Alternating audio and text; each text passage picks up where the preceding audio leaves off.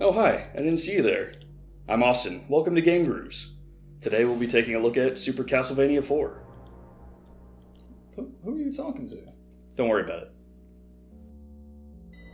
Super Castlevania IV, despite the name, is actually a retelling of the original Castlevania, taking place in Transylvania in 1691 and following Simon Belmont, the vampire hunter tasked with taking on Dracula.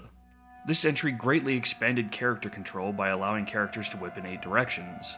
It came out less than 4 months after the Super Nintendo launched in North America, and it was one of the games I got for Christmas that year with my Super Nintendo, making it one of the first games I ever owned. The game itself is excellent, but the music is on a whole nother level.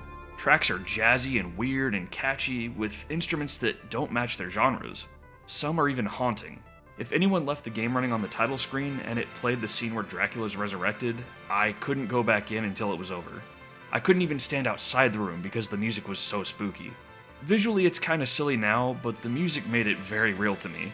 That mist was coming into the room from my TV. Onto the vinyl, this release is produced by Mondo and comes as a double LP in 2 variants. I got the gold and bronze split, which was limited to 1,000 copies. It's been sold out for a long time, but secondhand prices aren't too crazy, only running around $50 for a sealed copy. This one didn't come out looking quite as cool as I had hoped, and I kinda wish I had gotten the silver with red splatter, but I'm happy to have this soundtrack at all. The silver and red version is still available through Mondo for $30. There's also a black version, which is what Mondo sends out to retailers.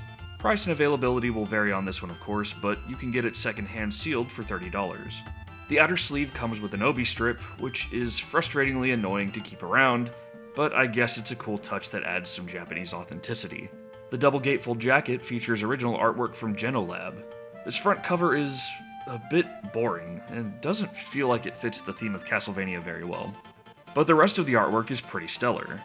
The inside shows off the map you follow in-game to Dracula's castle, and the back shows Simon getting ready to whip Dracula into shape, along with track listings for the album. The LPs also have different artwork on each side, showing off a bloody fight with Medusa, one of the dragon heads, the giant skull, and the stone giant. There are serene tracks on this album like The Cave,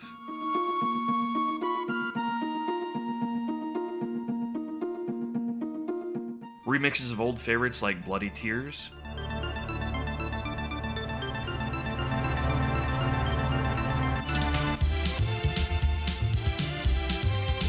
and some really out there tracks like The Submerged City.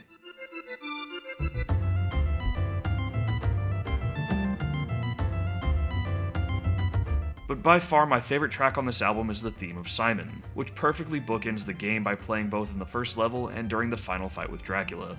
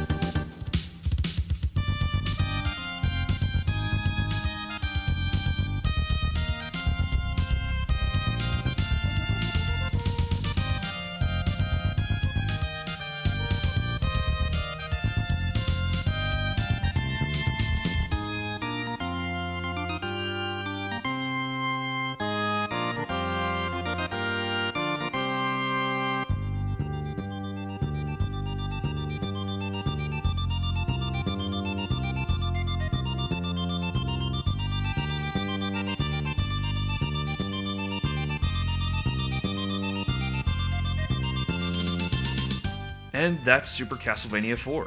I love this game, and I love this vinyl. The cover is far from perfect, but the otherwise excellent artwork and the kick-ass soundtrack are a joy to own.